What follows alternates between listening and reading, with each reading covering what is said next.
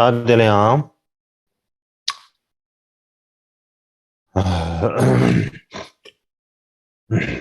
잘남기는 시즌한 게 Tout d'abord, 깜내긴 둥이 대랑. 전에 euh, je tiens à vous saluer tous, que vous soyez, que vous écoutiez en ligne ou alors dans les différents monastères. Vous tous, les lamas, les maîtres spirituels et tout le coup, tous les frères et sœurs du Dharma. Donc, je vous présente à tous mes salutations. J'espère que vous allez tous très bien. Aujourd'hui, c'est le 10e jour des enseignements du printemps d'Arya Akshema.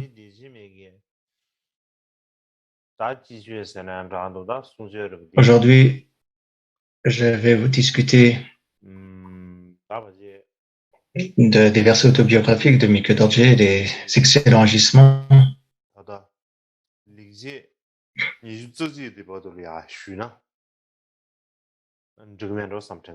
Et cette année, je pense aller jusqu'au 21e pour vous expliquer les 21.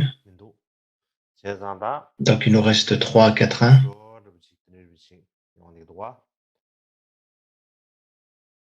Donc,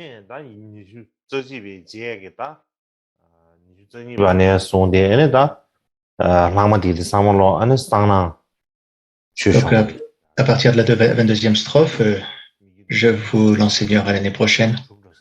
Et je pense qu'on terminera l'année prochaine cet enseignement sur la biographie de Mikhail Dorje.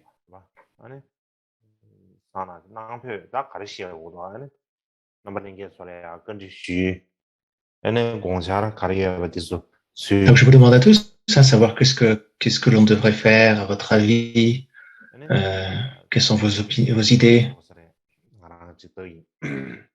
et qu'est-ce que vous aimeriez que j'enseigne aussi. Donc, pour aujourd'hui, dans ces versets autobiographiques de Mikhail Dorje, les excellents agissements, nous en sommes à la 18e. Le 18e excellent agissement.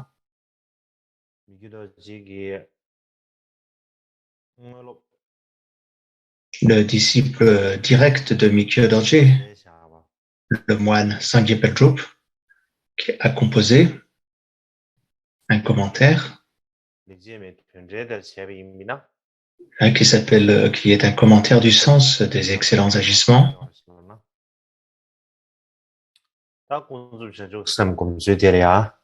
Il y a ce passage sur la méditation de la bodhicitta relative comporte 2 parties.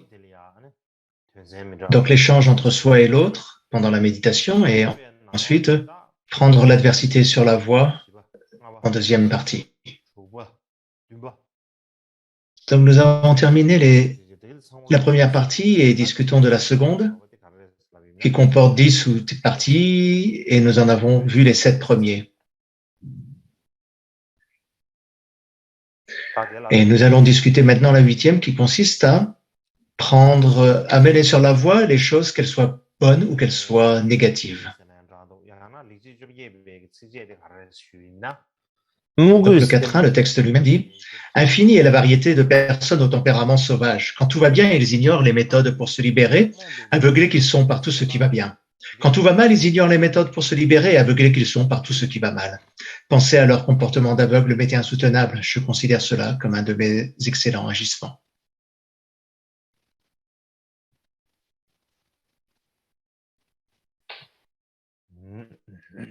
À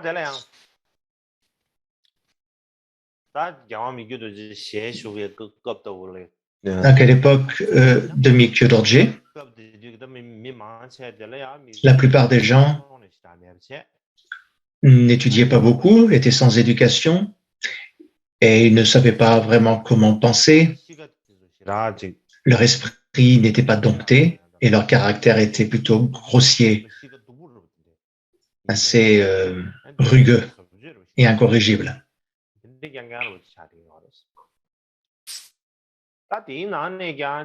Et parmi eux,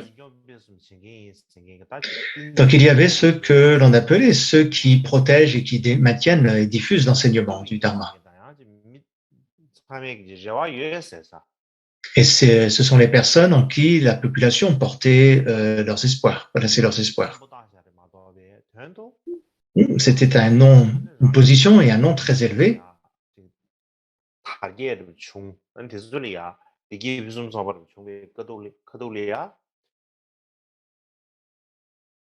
아니 단동디서 지금 표순서도 딱 채도 지금 네 거에도 네 미국에서 대하면 지금 자본문용단 지 공부 지중 Mais quand les choses allaient bien pour eux, quand tout allait bien pour eux, et pour leur groupe, ils avaient tout ce qu'ils pouvaient et de ce dont ils avaient besoin, mais il y avait peu de moines. Ils devaient passer toute la journée et toute la nuit à faire des travaux dans leur monastère, que ce soit des grands travaux et des petits travaux. Ça les distrayait et leur caractère devenait assez difficile, intraitable. C'est comme s'ils n'avaient pas aucun moyen pour eux de mélanger leur esprit avec le dharma.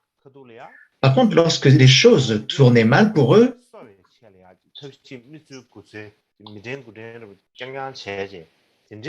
ou pour leur groupe, ils cherchaient n'importe quel moyen pour fixer les problèmes, pour restaurer ce qu'ils avaient perdu.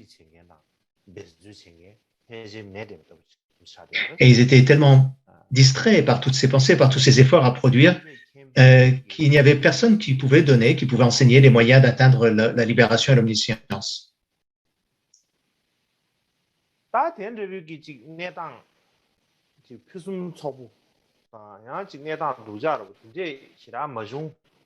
Et quand ça n'allait ni bien ni mal,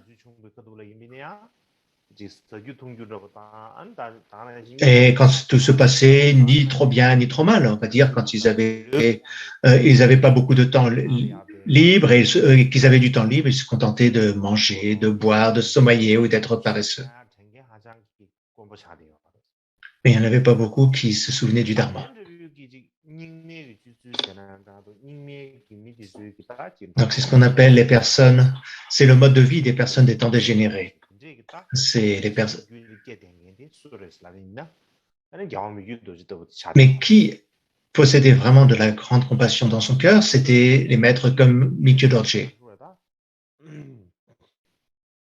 Donc quand il pensait à ces comportements des temps dégénérés, Mikyo Dorje ressentait une grande compassion insupportable. Beaucoup de personnes venaient le voir, le rencontrer, pour demander des conseils. Et il leur posait toujours la question, et il leur demandait « Quel âge avez-vous » Il leur demandait aussi qu'est-ce qu'ils ont fait dans l'année qui vient de s'écouler, dans les mois qui viennent de passer. Donc il leur posait des questions très précises.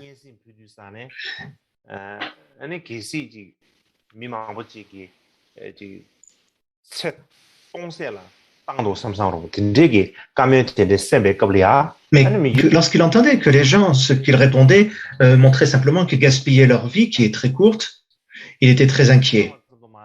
Et il se faisait du souci pour eux. Et il leur parlait directement. Il leur donnait des instructions qui allaient vraiment appuyer sur les points essentiels. Et qu'est-ce qu'il leur disait? Il leur demandait, est-ce que vous sentez l'odeur de la nourriture dans votre bouche ou dans votre bouche? Est-ce que vous sentez l'odeur de la pourriture qu'il y a dans votre nez ou dans votre bouche? C'est la question qu'il leur posait. Et les disciples lui répondaient, non, je ne sens rien. Et Mikyo Dorje demandait, voilà qui est incroyable. Ça veut dire que tout ce qui est à l'intérieur de toi est pourri. Tout ce qu'il y a dans ton estomac est pourri. Et pourtant, tu ne le sens pas. Tu ne le sens même pas. Donc il leur donnait beaucoup d'instructions qui allaient au point essentiel. Le sens que cela voulait dire, ça voulait dire que leur vie était complètement gaspillée. Donc ça veut dire on ne sent même pas la pourriture qu'il y a à l'intérieur de nous. Que ça ne vient même pas au niveau du cerveau. Donc il leur parlait de manière très directe et de manière très pertinente, qui allait vraiment toucher la corde sensible. Il y avait beaucoup de personnes qui venaient demander des enseignements à Mikyo Dorje.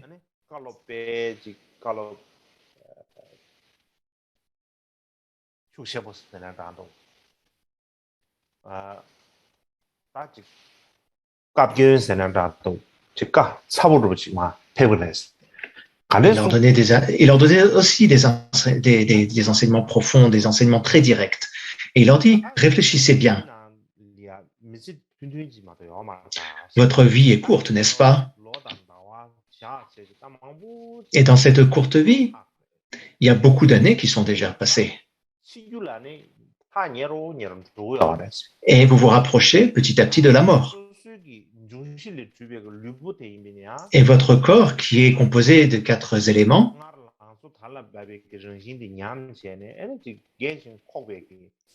a passé son âge de maturation et commence à se décomposer et à dégénérer progressivement. Vous devenez vieux.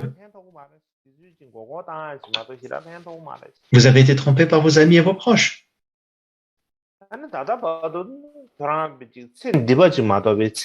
Et vous êtes simplement une personne qui ne pense qu'à cette vie, mais que vous ne pensez pas à vos vies futures.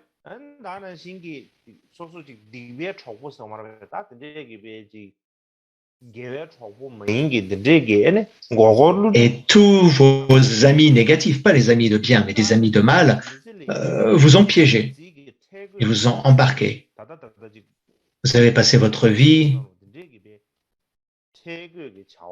avec des besoins temporaires, que des besoins de l'immédiat.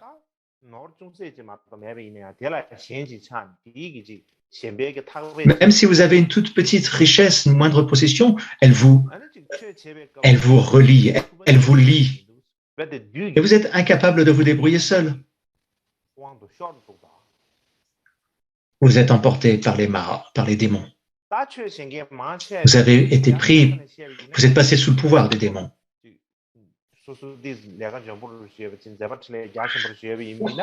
Donc si vous avez une activité qui agit à grande échelle, vous êtes complètement englué comme vous êtes vous êtes englué à vos élèves ou à vos monastères, à tous ceux dont vous prenez soin si vous avez une activité à grande échelle. Vous êtes passé sous l'emprise de vos sponsors. Si vous travaillez à petite échelle, vous êtes tombé sous la coupe de vos sponsors. Donc vous vous rendez entièrement dépourvu de mérite. Vous vous videz de vos mérites. Alors pourquoi est-ce que vous vous donnez la peine de vous donner le nom de renonçant? Voilà quel genre d'enseignement ou de réprimande qu'il leur adressait.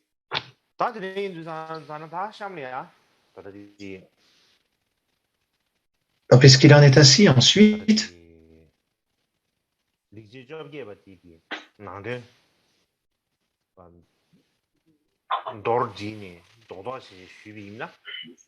Pour vous donner l'essentiel de du sens du 18e quatrain, il y a 3 points. Le premier point, c'est la compréhension et la façon de penser nécessaire à la pratique.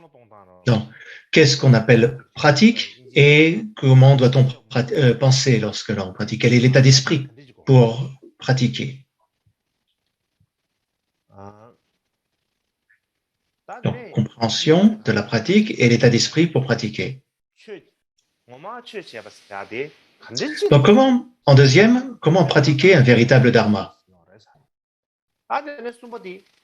Et en troisième, le meilleur moment pour pratiquer, c'est quand les choses vont bien et quand les choses vont mal. Donc en premier,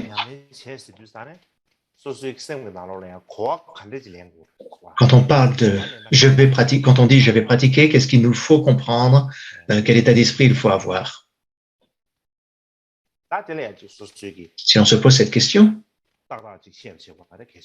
c'est quelque chose qui est très important à savoir et qu'il faut vraiment bien savoir. Donc ces derniers jours, je vous ai parlé d'une manière générale de ce que c'est que la pratique du Dharma. Cependant, probablement que de nombreuses personnes pensent encore que pratiquer signifie, qu'est-ce qu'au fond d'eux, ils pensent ce que signifie la pratique? Ils pensent que c'est réciter des prières. Ils pensent que donc, pratiquer, c'est faire des prières. Ou alors, certains vont dire, pratiquer, c'est faire des pujas. Ou alors, pratiquer, c'est réciter des mantras. Ou alors, pratiquer, c'est faire libérer des vies. Et ainsi de suite. Donc, c'est d'une manière générale, hein, quand on parle de pratiquer, c'est ce genre de concept qui s'élève en notre esprit.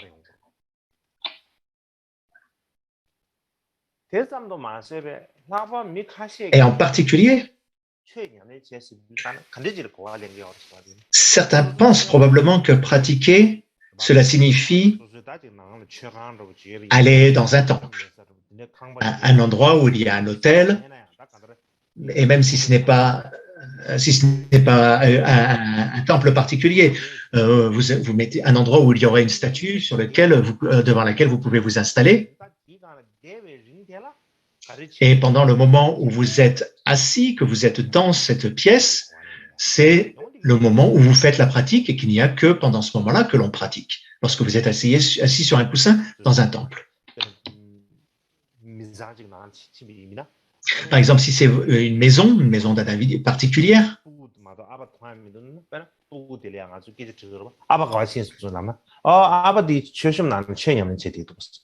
et on va poser la question aux enfants, où est passé ton papa? Et il dit, ah ben, le papa, il est parti pratiquer dans sa pièce de méditation. Et donc, qu'est-ce qu'ils pensent, les enfants? Ils pensent que puisqu'il est parti dans son temple, il va pratiquer. Donc, c'est ce que pensent les enfants, par exemple. Mais en réalité, pratiquer, bien sûr, pratiquer, réciter des prières, réciter des mantras, faire des pujas, c'est pratiquer le dharma, c'est vrai.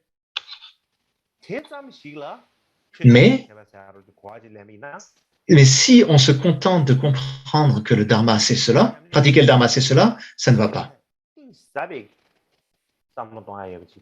Il y a une approche beaucoup plus profonde, une autre façon d'aborder, de comprendre ce que c'est que la pratique du dharma, pas simplement rester dans le temple. Si on se contente de réciter des prières, ça ne suffira pas. On ne pourra pas vraiment pratiquer.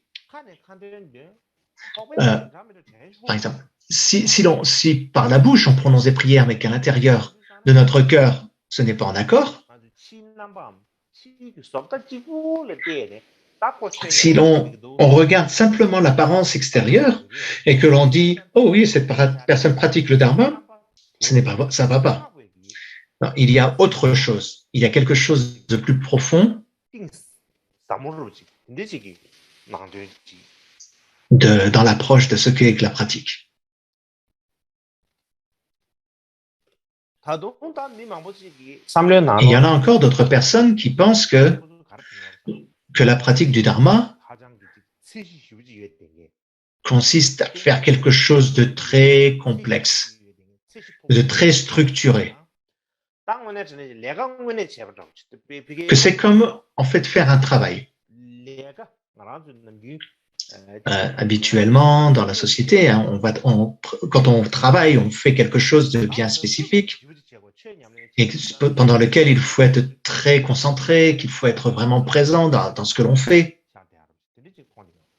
Et certains pensent que pratiquer le dharma, c'est comme ça, comme travailler. Un travail qu'il faut faire avec soin. Et ils peuvent même considérer que pratiquer le dharma, c'est un travail qui est ennuyeux, qui est inintéressant. Les gens disent, je pratique, mais ça ne m'intéresse pas, je ressens rien, c'est pas intéressant. Donc, il considère la pratique du dharma comme étant un travail ennuyeux et inintéressant. C'est possible que des personnes pensent ainsi. Donc, en bref, beaucoup de personnes considèrent que la pratique du dharma comme quelque chose d'ennuyeux, de complexe.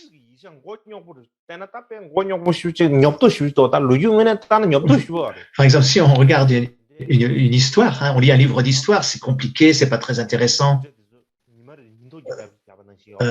Quand on regarde par exemple une personne qui a écrit tout ce qu'il a fait dans la journée, jour après jour, c'est assez ennuyeux à regarder. Donc, pour certaines personnes, pratiquer le dharma, c'est comme lire un document historique qui relate jour après jour un fait historique, et ce n'est pas très intéressant. Ou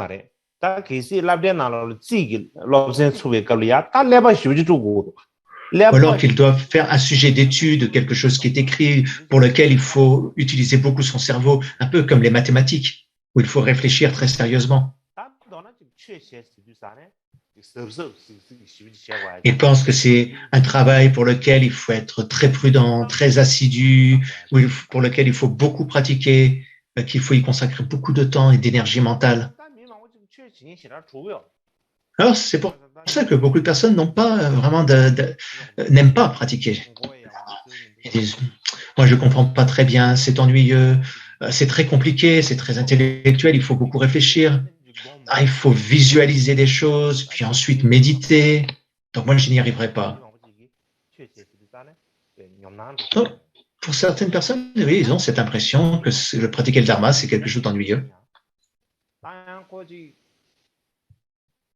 Ou alors, pour d'autres, ils vont se dire, pratiquer le dharma se fait dans quelque chose dont on est dans un environnement très agréable. Comme par exemple, lorsque vous êtes dans et qu'il faut avoir une bonne température dans votre maison. Et par exemple, en Inde, quand il fait très chaud, pas comme dans ces circonstances, ils se disent, oh non, il fait trop chaud, je ne peux pas pratiquer. Ou alors, quand il fait trop froid, ils vont faire Sakai, Achu Achu en tibétain, et ils se renferment sur eux-mêmes, ils se disent pas pouvoir pratiquer.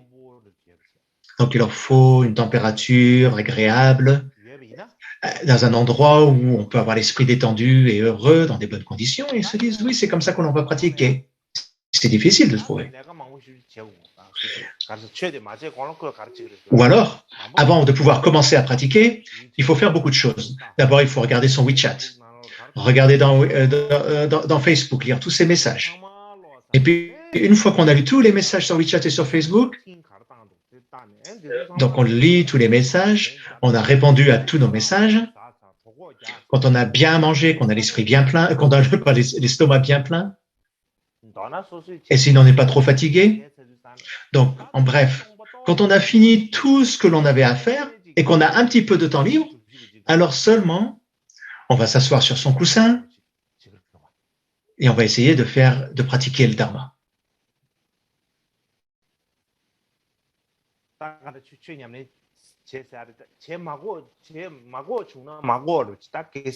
Ce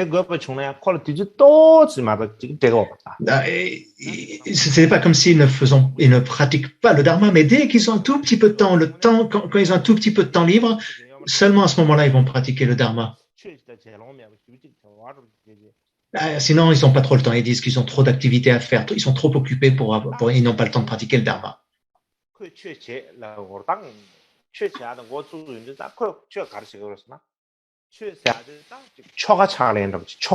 Et donc, lorsqu'ils se disent, bon, je vais pratiquer le dharma, pour eux, ils pensent que, ok, pratiquer le dharma, c'est faire une puja, faire un rituel ou réciter un texte, utiliser un texte. Et qu'il faut, il faut se comporter d'une certaine manière, prendre une certaine attitude extérieure.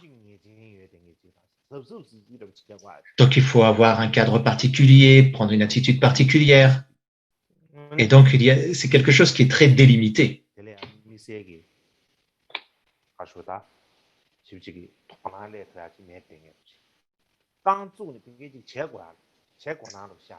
Donc, c'est comme faire quelque chose d'important, comme si c'est quelque chose que l'on doit faire très intentionnellement et difficilement.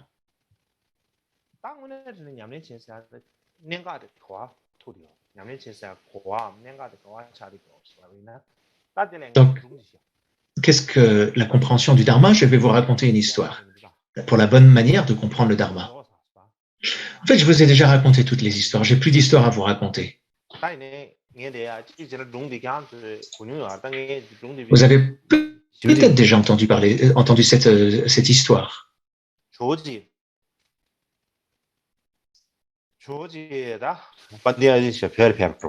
Lorsque Atisha est venu au Tibet, Atisha est né au Bangladesh, dans l'actuel Bangladesh. Et puis, à la fin de sa vie, il est venu au Tibet et il est décédé au Tibet.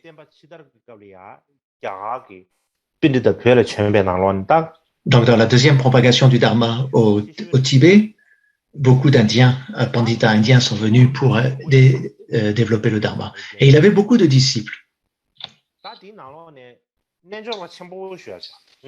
Et parmi ces disciples, il y avait de grands yogis. Donc, il y a un yogi, il y a un grand yogi.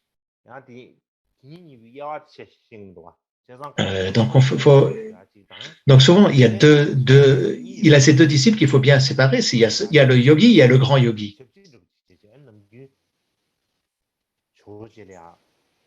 Donc le yogi, c'était le grand yogi, c'était le serviteur d'Atisha. Et ce grand yogi,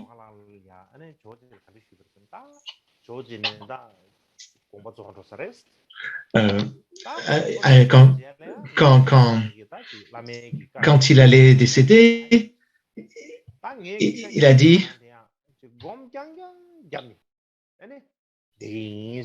donc quand Atisha sera décédé, je vais simplement pratiquer, je vais simplement me contenter de méditer et de pratiquer la méditation. Et c'est ce qu'il a dit à Atisha juste avant de décéder, avant qu'Atisha décède.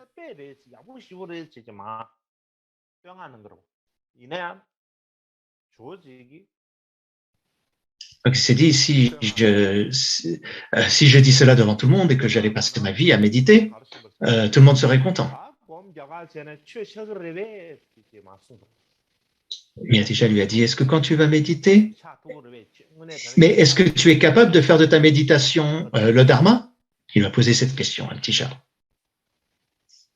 Donc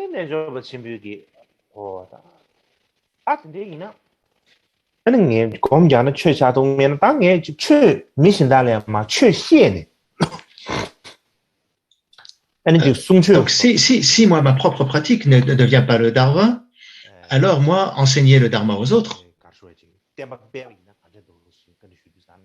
Il lui a posé la question, donc si je suis pas vraiment un bon pratiquant, est-ce que cela va aider le Dharma si j'enseigne? Donc, Atisha lui a dit, peu importe, mais est-ce que ça va vraiment devenir le Dharma? Et le grand yogi commence à se poser des questions. Il ne savait plus quoi faire. Donc, il est retourné voir Atisha. Donc, qu'est-ce que je devrais faire? Qu'est-ce qui est le mieux à faire? Qu'est-ce qui est le mieux à faire pour que ça devienne du Dharma? Et qu'est-ce que Atisha lui a répondu? Donc, vous tous mes disciples, tous les disciples d'Atisha, référez-vous à Geshe Tengpa. Geshe Tengpa deviendra votre maître. Vous devez vous en remettre à lui.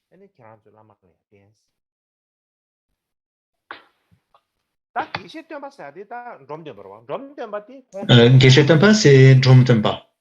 Drom Tengpa n'était pas un moine. C'était un laïc. Mais grand yogi, celui qu'on appelle le grand yogi, était un moine pleinement ordonné. Donc il s'est dit, si on me dit d'envoyer tous mes moines prendre pour maître un laïc, il s'est dit, tiens, c'est quelque chose d'étrange.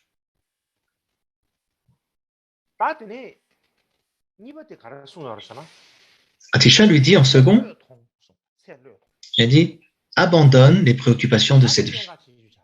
Ça, c'est le point le plus important. À savoir que si ta pratique devient ou pas le Dharma, c'est cela va dépendre du fait si tu as abandonné l'intérêt pour cette vie. Si tu as abandonné tout intérêt pour cette vie, à ce moment-là, tout ce que tu feras viendra le dharma. Si tu n'as pas abandonné les intérêts de cette vie, alors tout ce que tu feras ne sera pas le dharma. Donc la deuxième histoire que je vais vous raconter, c'est une histoire en lien avec Dromtempa. Donc après le décès d'Atisha, Dromtempa s'est rendu au lieu que l'on appelle au Tibet à Rajeng. Rajeng au Tibet, au monastère de Rajeng. C'est le plus vieux des monastères Kadampa au Tibet. Donc lorsqu'il résidait au monastère de Rajeng, un moine est arrivé.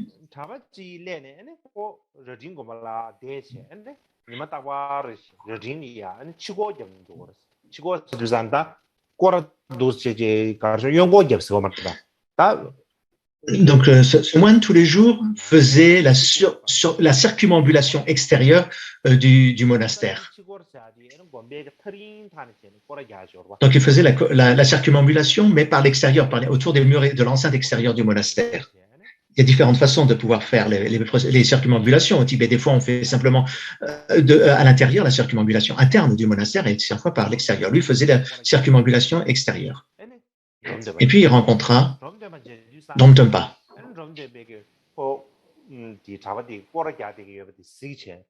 Et Dromtempa le vit en train de faire ses circumambulations. Et il lui dit, c'est très bien de faire les circumambulations, mais si vous pratiquiez vraiment le vrai dharma, ce serait mieux, n'est-ce pas? C'est ce qu'il lui dit. Le moine se disait, puisque je fais mes circumambulations, c'est ça la pratique du dharma. C'est ce que beaucoup de personnes pensent, n'est-ce pas? Donc il se dit, mais moi, quand je fais mes circumambulations, je pratique, mais Dromtempa m'a dit, c'est bien de faire des circumambulations, mais ce serait bien de pratiquer le dharma, n'est-ce pas? Alors il s'est dit, tiens, les circumambulations, ce n'est pas le dharma. Alors il s'est dit, si je récite des mantras, ce serait peut-être mieux. Non, il s'est dit, pardon, si je faisais des prosternations, ce serait mieux. Alors il s'est mis, pardon, pas de mantra, il s'est dit, si je me mets à faire des circumambulations en me prosternant, ce serait mieux. Alors il s'est mis à faire les prosternations tout autour du monastère de Rajeng.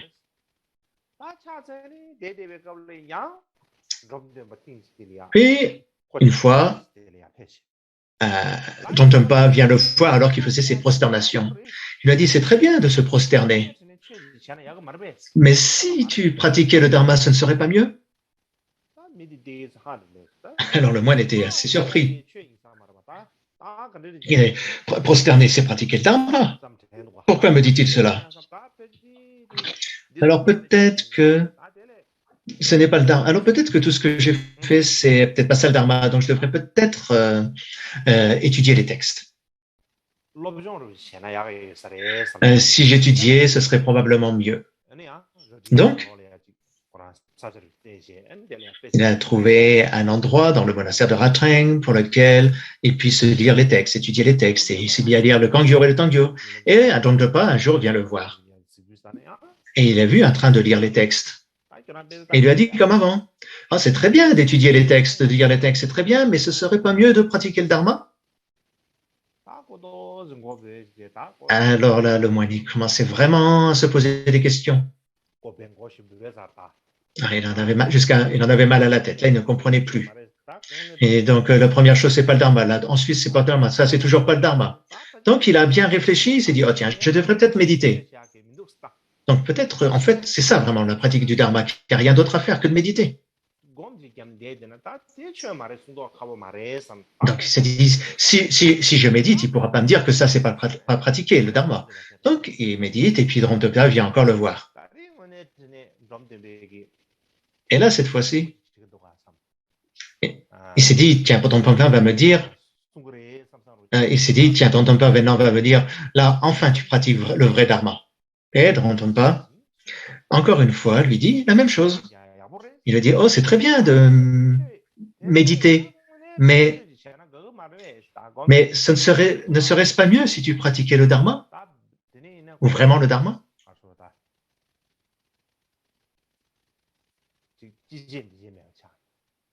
Donc là, il ne savait plus quoi dire.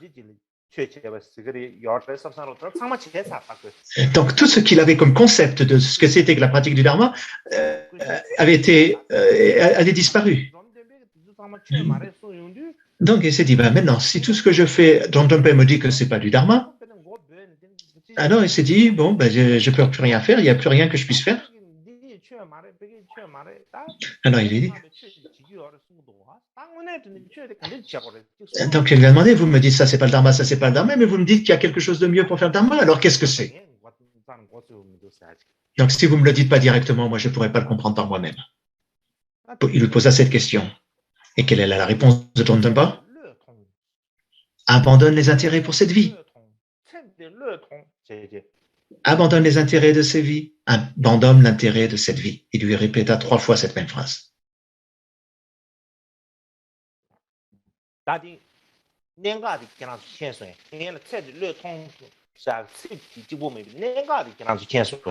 Est-ce que tu as compris simplement les mots que j'ai dit d'abandonner tout intérêt pour cette vie? Mais est-ce que tu en as compris le sens vraiment? Si tu comprends le sens, alors tu pratiqueras vraiment le dharma. Quelle que soit l'apparence extérieure que cela prend, que ce soit les circumambulations, les prosternations, ça, ce n'est pas le plus important. L'essentiel de la pratique du dharma, c'est quoi? C'est cet état d'esprit. C'est cet état d'esprit que l'on a lorsque l'on pratique le dharma, la compréhension qu'il faut avoir. C'est cette compréhension qu'il faut avoir lorsqu'on pratique le dharma. Et c'est ça le plus important. Si l'on a vraiment cet état d'esprit, alors, quoi que l'on fasse, ce sera du dharma. Quand on se prosterne, c'est le dharma. Quand on lit des textes, c'est le dharma. Mais s'il n'y a pas vraiment cet état d'esprit, simplement agir extérieurement, ça ne suffira pas pour que ça devienne le véritable dharma. Donc, le fait que notre pratique devienne ou pas le dharma, ça dépend de notre esprit à l'intérieur. Est-ce que ce que l'on fait va vraiment pouvoir nous aider à transformer notre esprit? Est-ce que ça nous est utile pour progresser? Est-ce que c'est utile à notre esprit? Comme je vous l'ai dit précédemment, quand on récite des prières, on peut penser à plein de choses à l'intérieur de nous. Par la bouche, on récite Om Mani Padme Hum, Om Mani Padme Hum. Mais à l'intérieur, on peut penser à des personnes que l'on n'aime pas. Celui-là, s'il meurt, ce serait pas plus mal. Ou alors demain, tiens, je vais rencontrer mes amis. On peut penser à ce genre de choses. Ce que l'on a à l'intérieur, les personnes de l'extérieur ne le voient pas, il n'y a que nous qui le voyons, mais à l'extérieur, les gens se disent « Oh, quelle belle personne, je me prosterne devant lui, c'est une personne digne de louange, il récite très bien les mantras, les manis, c'est un très bon pratiquant. » Et peut-être même que certaines personnes s'illusionnent eux-mêmes en pensant que quel que soit ce qu'ils ont à l'intérieur, à partir du moment où ils récitent des manis, ils pensent être des vrais pratiquants, ils disent que c'est ça vraiment pratiquer. Mais si ça ne change pas leur esprit, sinon pas le bon état d'esprit, pour eux, c'est comme un perroquet qui récite les manis, qui récite le mani. Nous allons nous arrêter là pour cette première partie de la session.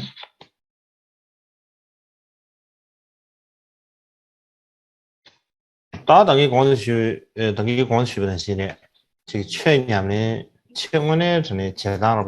je viens de vous le dire, pour pratiquer le dharma de manière authentique, il nous faut un état d'esprit. Il nous faut avoir. Cela va dépendre de notre façon de penser, de notre état d'esprit, mais simplement le comportement extérieur, l'attitude extérieure, et que l'on considère que c'est simplement cette attitude extérieure qui consiste la pratique du dharma, ce n'est pas correct. Donc seulement la forme. Il y a quelques défauts, il y a quelques problèmes qui viendront lorsque l'on ne considère que l'apparence comme étant la pratique. Donc, quels sont ces défauts? Donc, lorsque vous êtes heureux et que tout se passe bien dans votre vie et que vous êtes bien à l'aise,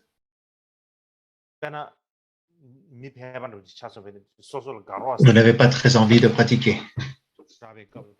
Par exemple, lorsque vous trouvez chez les laïcs un nouveau compagnon, ou que vous partez en vacances, que vous obtenez une promotion, ou donc on vous donne plus d'importance dans votre travail, ou que vous obtenez un nouvel emploi. Ou encore lorsque toute votre famille se réussit, comme pour le Nouvel An, et vous vous réunissez pour vous amuser. Donc quand tout va bien, quand tout est heureux et excitant, nous ne pensons généralement pas à pratiquer le dharma. À l'inverse, lorsque nous éprouvons des grands problèmes, des maladies, que des proches meurent, que l'on perd son travail, que qu'on se sépare de son compagnon ou de sa compagne, de son amour, et ainsi de suite. Lorsque nous éprouvons des grandes souffrances physiques ou mentales et qu'on a du chagrin, alors on n'a pas envie de pratiquer le dharma. Et dans ces moments-là, beaucoup de gens ont simplement envie de ramper dans leur maison et de pleurer. Ils s'arrêtent et ils pleurent. Certains perdent l'appétit.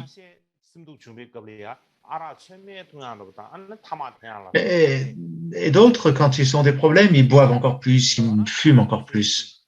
Donc en bref, ils font diverses choses pour évacuer leur souffrance mentale.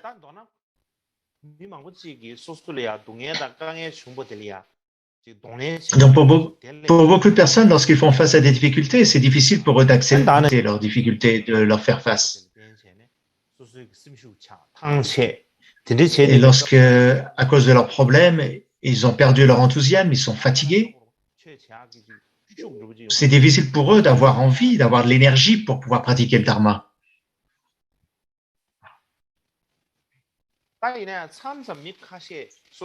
Parfois,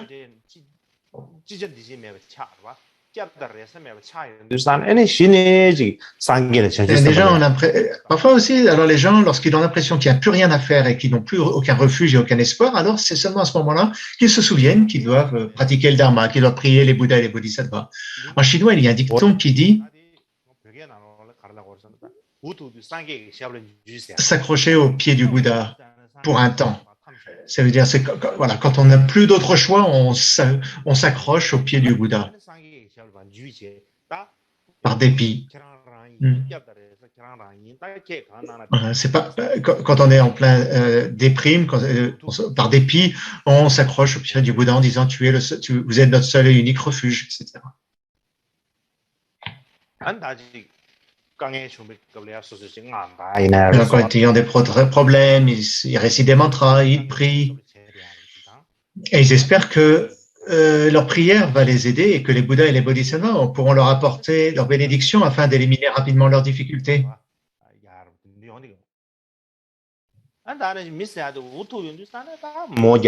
Donc lorsqu'ils sont au pied du mur,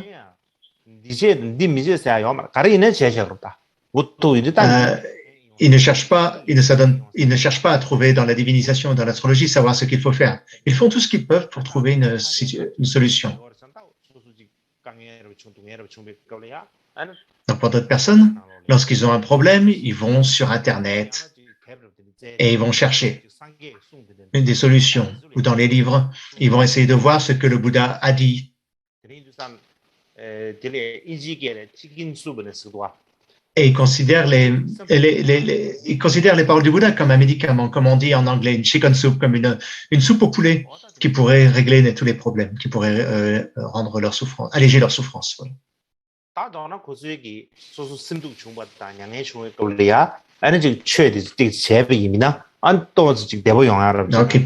ils pensent que quand il y a des problèmes, ils pensent que effectivement, s'ils se mettent à pratiquer, ils iront un peu mieux. Comme ce serait comme une sorte de remède qui rendra les choses meilleures, qui les rendra plus détendues. Puis un jour, quand leur vie s'améliore et qu'ils ne souffrent plus autant, et qu'ils ont un peu plus de loisirs pour pratiquer le Dharma, ils ne vont pas se mettre à pratiquer un peu plus. Et ils se disent, je commencerai à pratiquer le Dharma un jour qui est astrologiquement propice.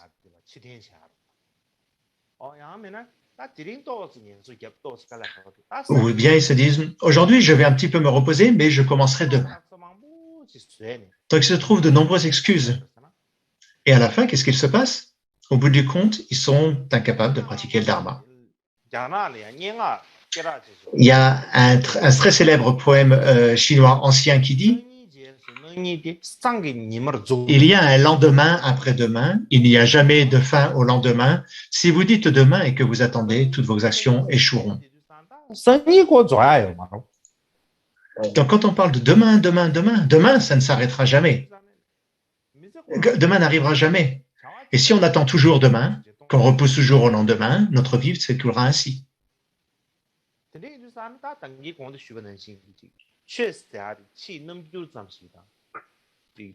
Donc ainsi, tout ce que je viens de vous expliquer dit que l'apparence extérieure, ce n'est pas ça, la pratique du Dharma.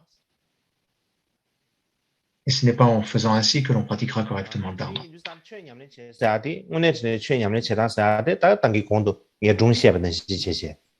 Donc la vraie pratique du Dharma, c'est ce que je vous ai expliqué avec ces deux histoires. Ça va dépendre de notre état d'esprit, ça va dépendre de notre façon d'appréhender les choses, de penser. C'est comme dans l'exemple que nous a dit Atisha et Dhantampa, il faut abandonner les préoccupations de cette vie.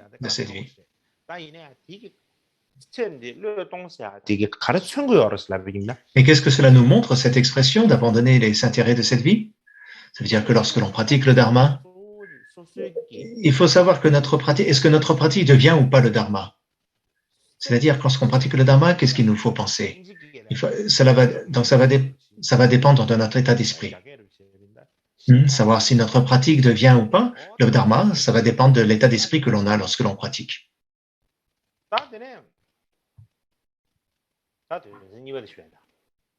Donc le deuxième point.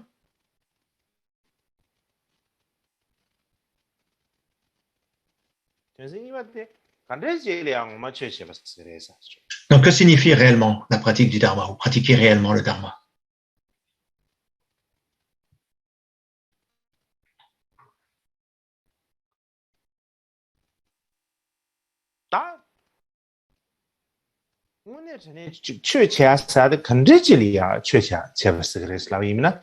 Qu'est-ce qu'il nous faut comprendre avant tout? Qu'est-ce qu'il nous faut comprendre avant tout quant à la véritable pratique du Dharma? Donc le Dharma, pratiquer le Dharma n'est pas là pour nous soulager ou pour nous donner un répit mental.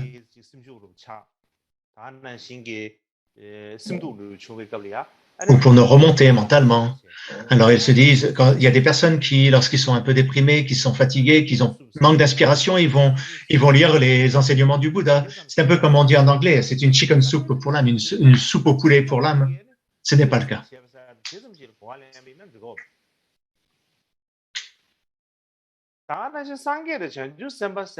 Les Bouddhas et les Bodhisattvas ne sont pas comme un médicament à action rapide, un peu comme dans une situation d'urgence. Quand on a un accident, ce n'est pas un service d'urgence. Quand on a un accident de voiture, on va appeler les urgences et ils vont arriver très rapidement. Mais les Bodhis et les Bodhisattvas, ce ne sont pas comme les urgentistes. Donc les Bouddhas et les Bodhisattvas ne sont pas des médecins urgentistes.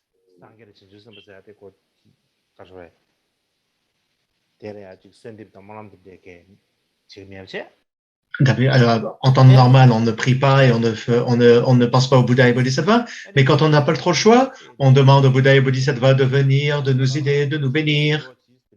Je vais écouter ce que vous dites maintenant. Donc, si l'on considère les Bouddhas et les Bodhisattvas comme un service d'urgence, ça ne va pas aller. Et pratiquer le Dharma aussi, ce n'est pas synonyme de rituel ou de tradition. il ne s'agit pas d'une responsabilité professionnelle ou comme notre supérieur qui nous demande de faire telle ou telle chose et qu'on n'a pas d'autre choix que d'accomplir.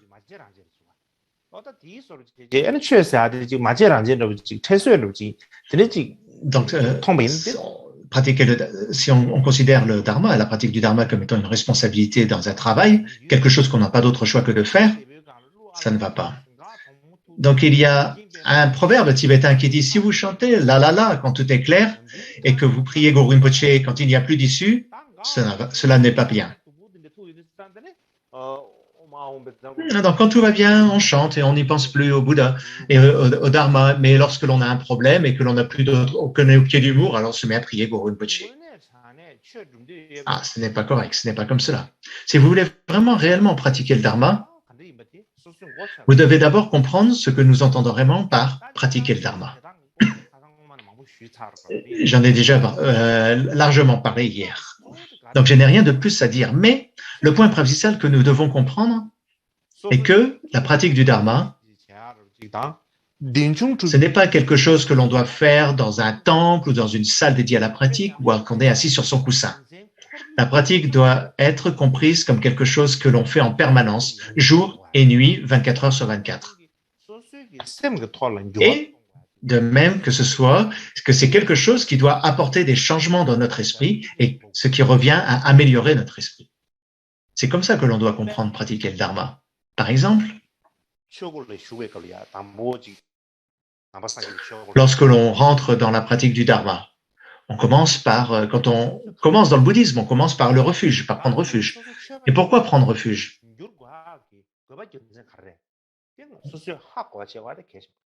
Donc il nous faut savoir pourquoi, quelle est la nécessité de prendre refuge. Les Tibétains ou les traditions de l'Himalaya, puisque les parents sont bouddhistes, ils suivent la tradition des parents. Puisque mes parents font ainsi, puisque mes amis font ainsi, moi aussi je prends refuge. Mais ils ne savent pas quel est le but, quelle est la nécessité de prendre refuge. Donc c'est important de comprendre, d'étudier pourquoi on a pris refuge. Bien sûr, on a déjà pris refuge, mais il faut bien comprendre pourquoi l'on prend refuge. Quelle est la raison pour laquelle on prend refuge ou qu'on fait ce genre de rituel. Donc en général, nous avons tous nos propres raisons pour lesquelles nous rentrons dans le Dharma et que nous prenons refuge.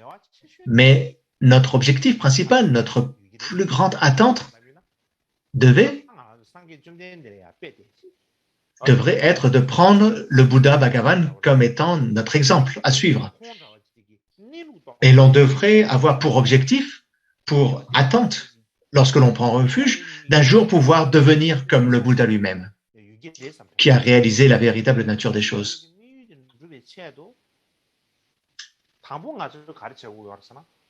Et donc, pour pouvoir atteindre cet objectif, il nous faut quelque chose. Il nous faut d'abord, dans un premier temps, être une meilleure personne que nous étions auparavant.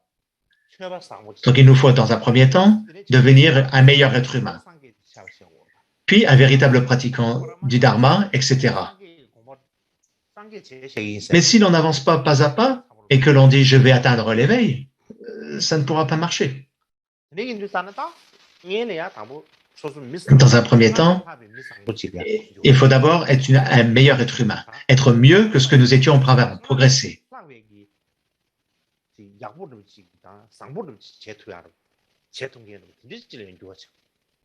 Donc il nous faut appliquer les méthodes qui nous permettent de devenir, et qu'il faut avoir cette volonté de devenir d'être un meilleur être humain.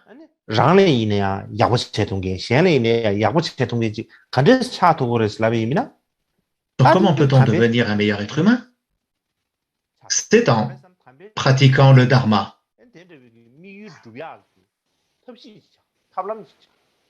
Parce que le Dharma, c'est la méthode qui va nous permettre d'atteindre notre objectif.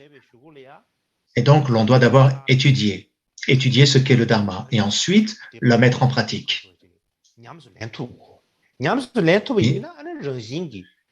Et une fois que l'on est capable de le mettre en pratique, notre personne va devenir meilleur, va s'améliorer. Donc on ne sera plus aussi idiot que nous étions auparavant. Nous saurons comment penser, comment utiliser notre intelligence. Et pourquoi cela? Parce que le dharma sacré est une méthode qui est reliée à la sagesse, et la sagesse est ce qui nous permet de réaliser la véritable nature des phénomènes. Donc,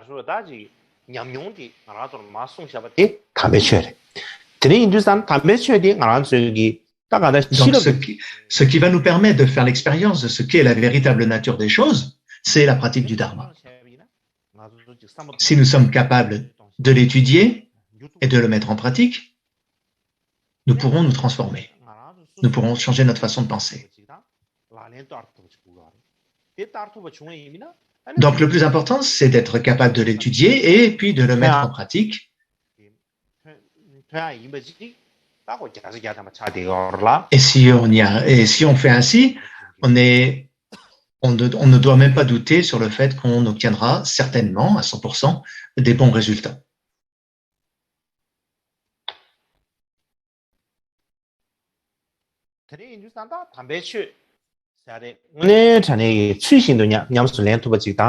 Donc, si l'on pratique le dharma tel qu'il est enseigné, ou comme il se doit, donc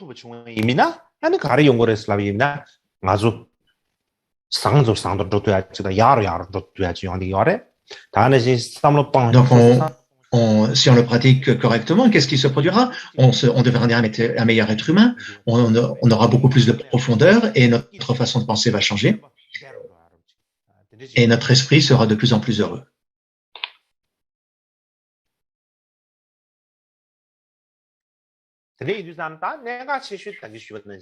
Donc le plus important, c'est ce que je viens de vous dire, c'est que tout dépend de notre esprit. Si l'on est capable de contrôler notre esprit, d'un petit peu d'être le conducteur de notre propre esprit, si on est capable de gérer notre esprit,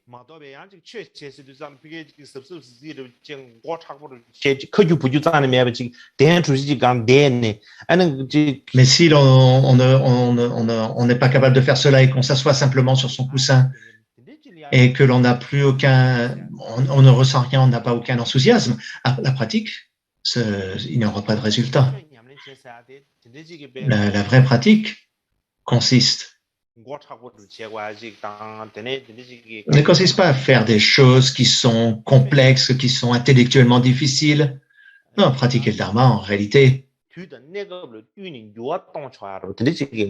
quelque chose qu'il nous faut être capable d'adapter en fonction des situations, en fonction des époques. Donc, c'est quelque chose qui est vraiment en lien avec notre vie de tous les jours, qui est aussi en lien, qui est extrêmement relié au monde dans lequel on vit.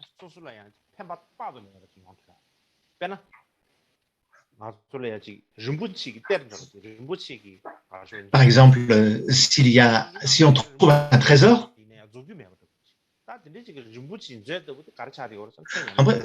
en fait, notre pratique, c'est comme un coffre au trésor dans lequel il y a énormément de pierres précieuses et dont nous pouvons en extraire un nombre illimité. Donc, en troisième, les meilleures occasions pour pratiquer sont celles quand les choses vont bien ou quand les choses vont mal.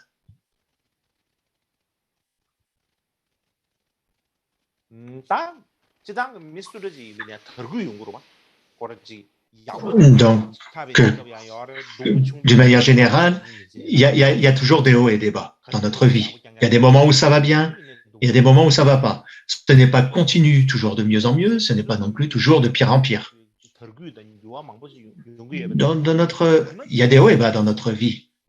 Si on regarde par exemple sur une journée, par exemple le matin on peut se réveiller, on n'est pas très heureux, mais le soir on a une bonne humeur. Ou alors le matin on est heureux et puis le soir on est malheureux, le soir on est heureux, ou le matin malheureux et le soir heureux. Ça peut changer dans une journée. Lorsqu'une personne par exemple gagne au loto ou obtient une position très élevée,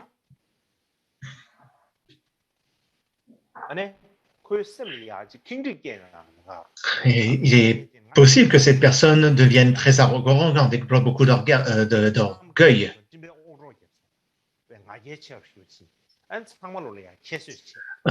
Au tibétain, on dit on fait du ciel son écharpe et des nuages son bandeau. Il devient plus fier que tout le monde et regarde tout le monde de haut. Donc, il y a beaucoup de défauts à cela. Abraham Lincoln, le président américain très célèbre, a dit « Si vous voulez tester le caractère d'une personne, si vous voulez tester le caractère d'une personne, donnez-lui du pouvoir. » Donc, quand vous donnez du pouvoir à quelqu'un, vous saurez vraiment comment cette personne est.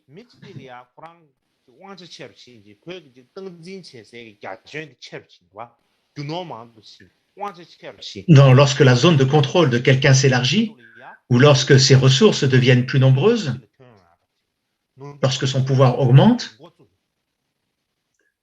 et lorsqu'il connaît plus de gens, alors ses défauts commencent à remonter à la surface. Mais du point de vue d'un quelqu'un qui pratique le dharma, la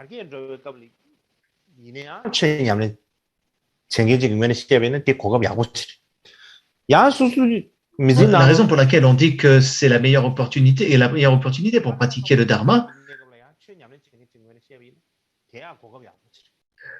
donc, lorsque tout va bien, lorsque l'on a des grandes opportunités, des choses qui se passeraient bien dans notre vie, c'est une très bonne façon, bon moment pour pratiquer le dharma, et de même lorsque les choses vont de moins en moins bien.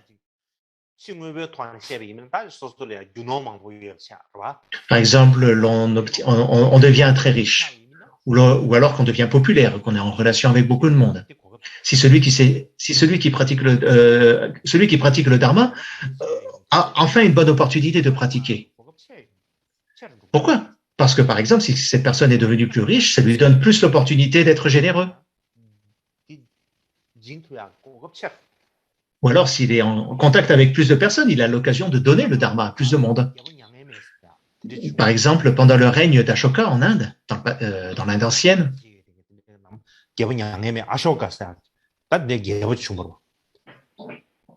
c'était un roi de l'Inde ancienne. Il a utilisé son pouvoir de grand empereur pour répandre le dharma dans toute l'Inde. Mais non seulement dans l'Inde, mais aussi dans les pays voisins de l'Inde. Même jusqu'en Grèce, il a propagé le dharma.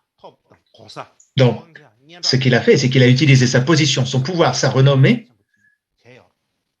pour pratiquer à grande échelle la générosité du dharma, le don du dharma. Mais est-ce que nous sommes capables de faire comme Ashoka? Non, nous ne pouvons pas. Mais nous pouvons utiliser notre petit pouvoir, notre petite influence dans nos monastères ou dans notre propre société pour préparer des plans et des méthodes, pour faire des plans, pour mettre en œuvre tout ce que l'on peut pour aider du monde. Et ainsi faire beaucoup de bonnes choses. Donc, si on a de la puissance, si on est riche, que l'on a une position importante, si on y réfléchit bien, pour un pratiquant, c'est quelque chose de très bien. Donc ça, c'est pour l'aspect extérieur, mais à l'intérieur, en termes d'esprit, lorsque l'on acquiert un statut, une richesse, etc., il faut absolument regarder vers l'intérieur, nous regarder notre propre esprit. Il nous faut regarder en profondeur. Et il nous faut encore plus qu'auparavant examiner nos propres défauts. Pourquoi? Parce que lorsque l'on devient riche, que l'on a un statut social important, etc., est-ce qu'il faut regarder? On a un risque de développer plus de défauts. Par exemple, il faut regarder est-ce que l'on est en train de devenir plus orgueilleux? Est-ce que l'on est en train de devenir plus arrogant? L'arrogance, c'est se dire, moi, je suis supérieur, je suis ceci, je suis cela. Ou alors, est-ce que nous devenons complètement imprudents?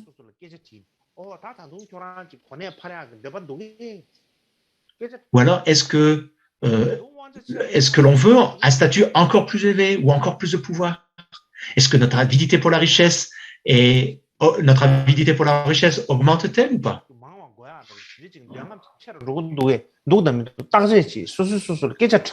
Donc, il faut faire sa propre analyse. Il faut se poser à soi-même cette question.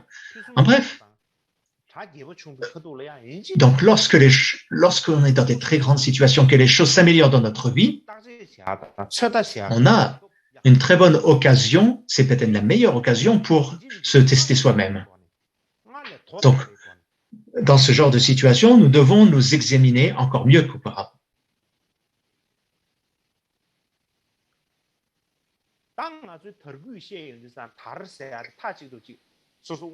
Donc, quand on dit lorsque les choses vont bien, ça ne signifie pas simplement lorsque l'on devient puissant ou riche. Il y a des gens qui ne sont pas très riches et qui ne sont pas très puissants, mais qui ont une vie heureuse et qui ont du plaisir, des joies dans la vie. Et quand on vit aussi ces situations où ce sont des belles périodes de notre vie, il ne faut pas être négligent ou paresseux, il ne faut pas oublier le dharma. Donc, comment devons-nous pratiquer le dharma? Par exemple, vous êtes heureux, tout se passe bien dans votre vie. Donc, il faut absolument contempler l'impermanence. Quand vous contemplez l'impermanence, vous ne vous laisserez pas prendre par votre bonheur et par votre excitation. Votre bonheur et votre excitation ne vous trompera pas.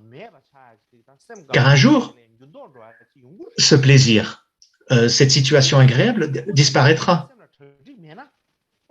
Et si on ne se prépare pas maintenant à ce jour-là, le jour où ça se produira, on aura l'impression que le ciel est tombé sur la terre. Littéralement, ça s'interdit que c'est le ciel et la terre sont renversés. Que le ciel nous tombe sur la tête. Par exemple, pour ce Covid, le Covid-19, dans les pays développés, les gens vivent dans un grand confort et ils ont une vie assez agréable.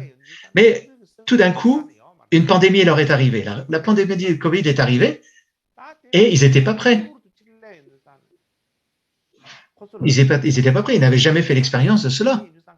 Donc, ils ne s'étaient pas préparés et par conséquent, ils en ont beaucoup souffert.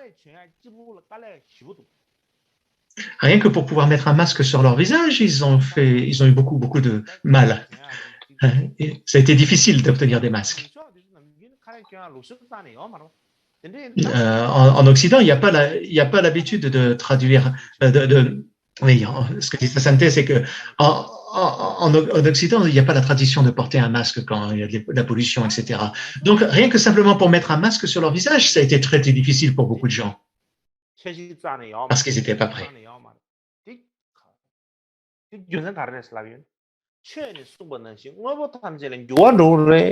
Donc, simplement, ne parlons pas de la pandémie, mais d'une manière générale, on ne pense même pas à l'impermanence des choses. On n'y pense jamais.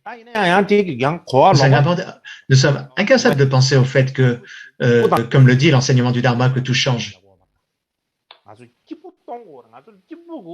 Donc, je ne dis pas que nous ne devons pas avoir du bonheur. Il faut être heureux, bien sûr. Bien sûr. Et on ne pratique pas le Dharma dans le but d'obtenir le malheur. On pratique le Dharma dans le but d'avoir de la paix, d'avoir le bonheur. Mais lorsque l'on pratique, lorsque l'on vit le bonheur, il faut toujours avoir le rappel et la vigilance. Parce que cette situation agréable et heureuse ne va pas durer éternellement. Elle changera. Et puisqu'elle changera, il nous faut le comprendre dès maintenant. Il faut être capable de l'intégrer, de l'accepter intérieurement. Et ainsi, lorsque le jour du changement arrivera, on n'en souffrira pas beaucoup.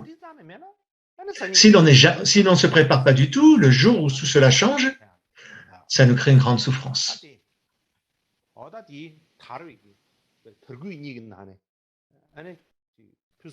Donc voilà, par rapport lorsqu'il y a des hauts et des bas, lorsqu'il y a des hauts, c'est comme ça qu'il faut penser. Maintenant, quand les choses vont mal, lorsque les choses vont mal, comment doit-on utiliser le Dharma? Je vous en parlerai la prochaine fois.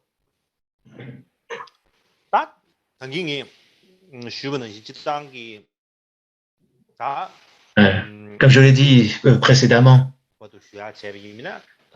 Donc, je vais vous enseigner jusqu'à la 21e strophe des excellents agissements. Donc, il reste trois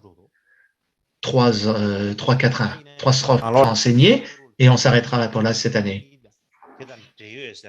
Mais en lien avec ces 3 quatrains, j'ai plusieurs choses à vous dire.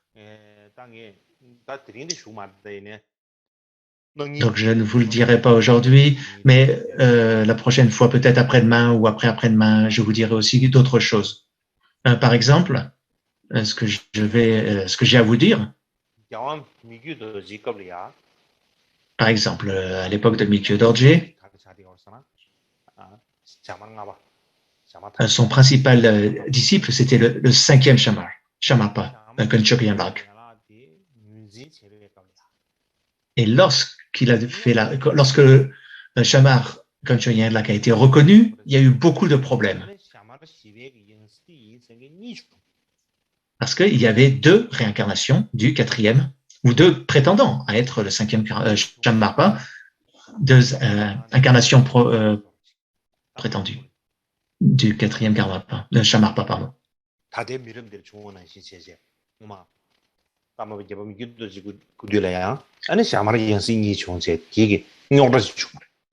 Donc il y a eu pas mal de problèmes à ce sujet-là. Mais en général, les gens ne le savent pas. Donc je pensais que ce serait bien que je vous en parle.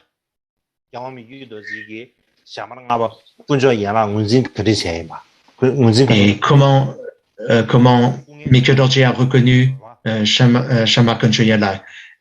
Quelles difficultés a-t-il fait face pour reconnaître Shamar Kanchok Yanlak? Quels furent les problèmes? Et aussi, donc je vais vous en parler de cela, et je vais vous parler d'autres choses en lien avec la vie de Mikyo Dorje. Donc je vais vous enseigner sur ce genre de sujet dans les jours qui viennent. Et on va s'arrêter là pour aujourd'hui et concluons avec les prières de conclusion.